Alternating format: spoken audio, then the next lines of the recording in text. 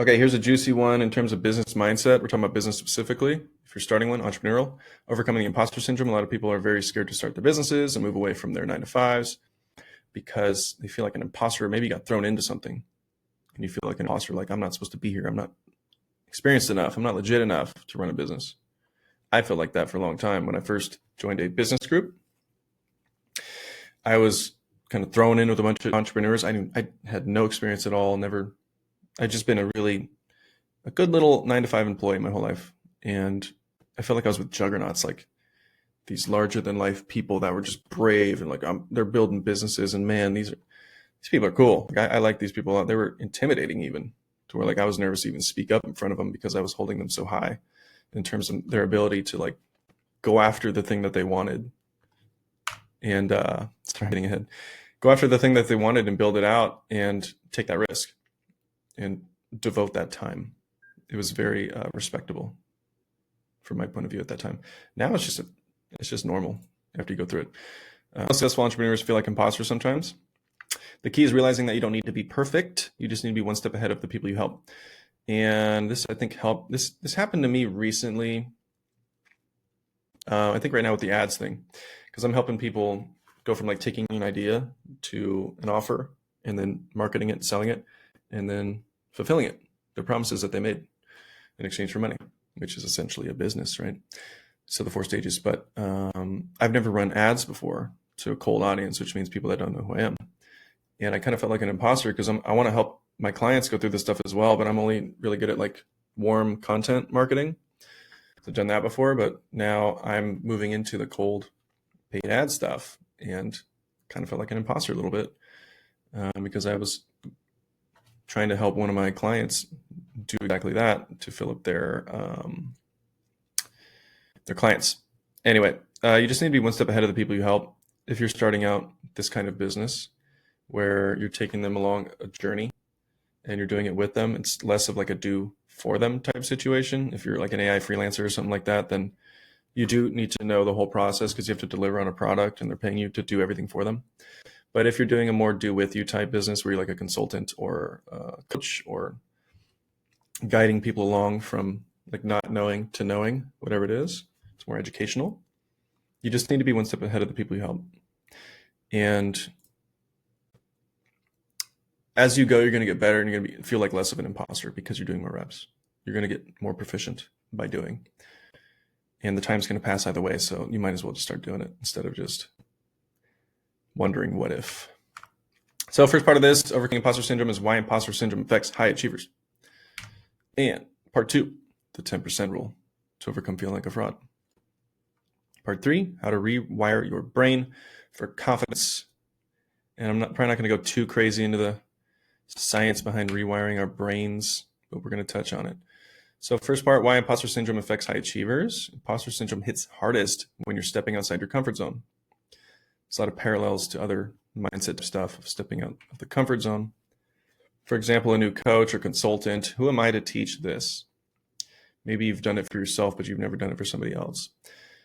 Their clients only care about the value they provide, or your clients only care about the value you provide. It's really that simple. So you just need to be one step ahead and take them on their journey, like we talked about a minute ago. And also, you should be learning as well and getting better as well, and not staying stuck or where you're at currently. But you have your journey as well. But idea is that you're X number of steps ahead of the person that you're helping. Recognizing that self-doubt means you're growing, not failing, because you're coming up to the mental barrier or the glass ceiling, so to speak, of the next level that you're about to grow into. So you might doubt yourself that if you have what it takes, that means you're at that. Typically, there's transformation involved in that when you press through the self-doubt. But you feeling it means you're challenging yourself. Except that you don't need to know everything. You just need to help people solve a problem. This is so useful. Like, etch this into your brain, into the folds of your left hemisphere of your brain, because it's so huge. It's real. This is just business in general. We're just solving a problem. That's all we're doing. And yeah, there may be a skill deficiency, but we can always work on that. We just need to be one step ahead in terms of solving the problem. That's all we concern ourselves with. We don't have to be most amazing experts ever. Focus on real world results instead of your fears. And we want to get out of our heads. If we stay in our head, we're dead, as I believe Tony Robbins said. It's the first time I heard it. We get too wrapped up in our own perception of things, and that can prevent us from actually helping people. We want to kind of get in their heads, so to speak, so that we can best support and help them and make it about them. And we are rewarded as a byproduct of that. So that approach sets up a giving and receiving feedback cycle. We give up front and therefore receive because we're giving and supporting and trying to help people solve a problem. We conduct better business because people will want to be reciprocal, typically. Not all people, but most people will want to be reciprocal and pay it back or pay it forward to you for you helping them to solve a problem. So that's why we focus on the real world results and getting better and supporting people and helping them to the highest of our abilities. And then you can overcome this imposter crap real easy. So second part of this is the 10% rule to overcome feeling like a fraud. You don't need to be the best in the world. You only need to be 10% ahead of the people you serve. One step, 10%, however you want to frame that. We don't have to be the most amazing guru or expert or karate master to teach people how to get ahead in their journey. The social media strategist isn't a guru, but they're 10% ahead of business owners who don't know how to market online. So they can help business owners get them further along on their journeys. It's all that really matters. So the steps here: identify where you're already ahead of your ideal clients.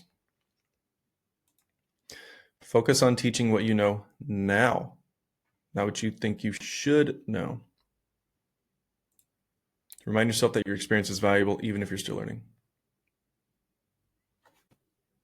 Chef's kiss. So 3, how to rewire your brain for confidence. Last part of this. Confidence isn't something you're born with. It's a skill built through action. I believe it's Dale Carnegie. I'm referencing a quote. I'm racking my brain right now. So the quote is, action builds confidence and courage. Inaction breeds fear and doubt.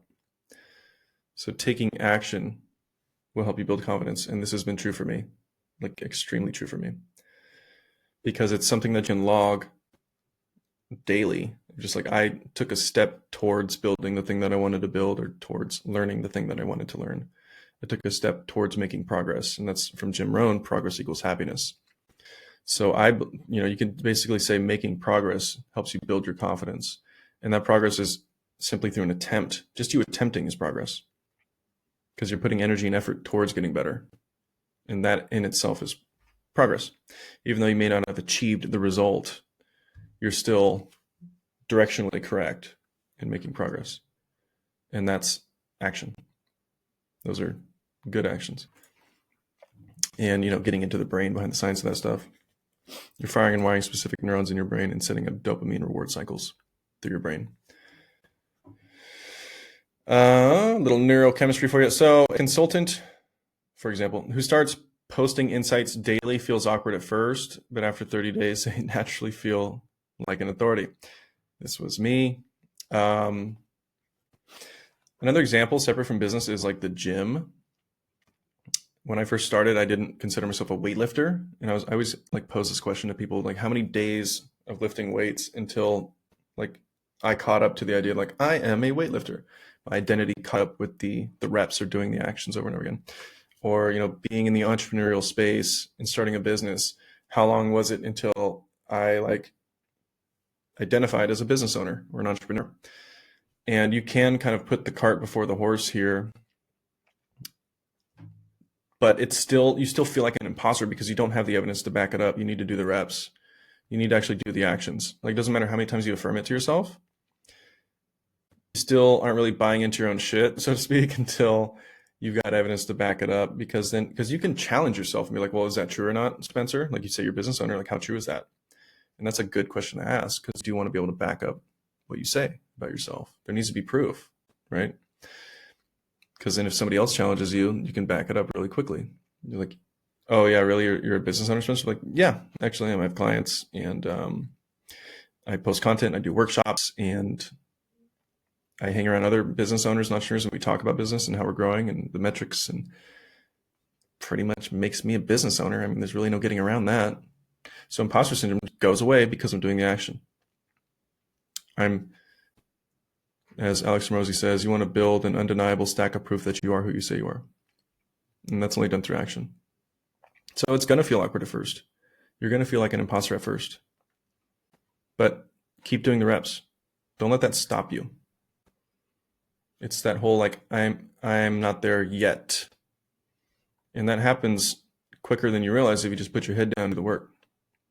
You become an authority naturally by building the skill through action. So that's the thing, is everybody has what it takes. They just have to put in the action, put the effort in, and grow into it. And that's the beauty of becoming. That's why this is such an amazing journey. So take action before you feel ready. Confidence comes from doing. We can't go off of feelings. Our feelings will change like the wind. And like I was saying earlier, it's going to feel awkward at first. We can't let that awkwardness, like, this is awkward, I don't feel like this isn't for me. You know, we might talk ourselves out of it. Like, don't allow that to stop you from doing the reps. That's going to make that feeling go away, and you're going to build the feeling of confidence. Like, actually, yeah, this is who I am. This is what I'm about. I do this stuff all the time. I eat this stuff for breakfast. Track small wins to prove to yourself that you're growing. This is good too.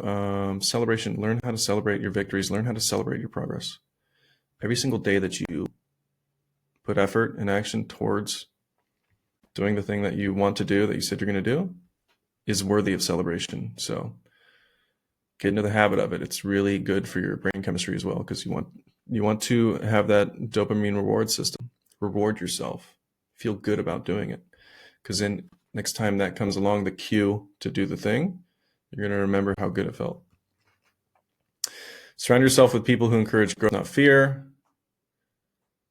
Depending on your resilience, you can overcome this, but that takes, in the beginning, it's a lot more difficult to overcome, because you don't have a stack of undeniable proof that you are who you say you are yet.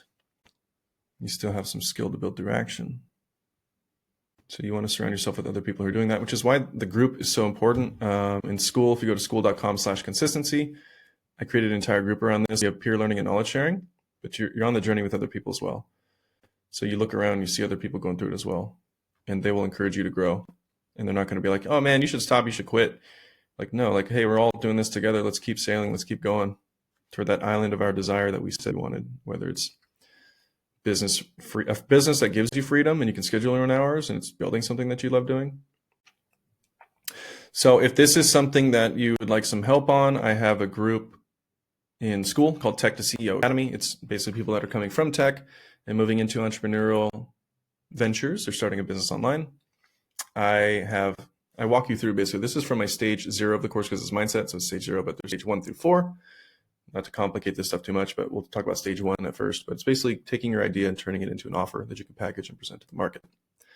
It is very important to start there and just focus on that solely. And before you move on to the offer creation, sales and marketing, fulfillment and delivery, that stuff comes after, equally as important. But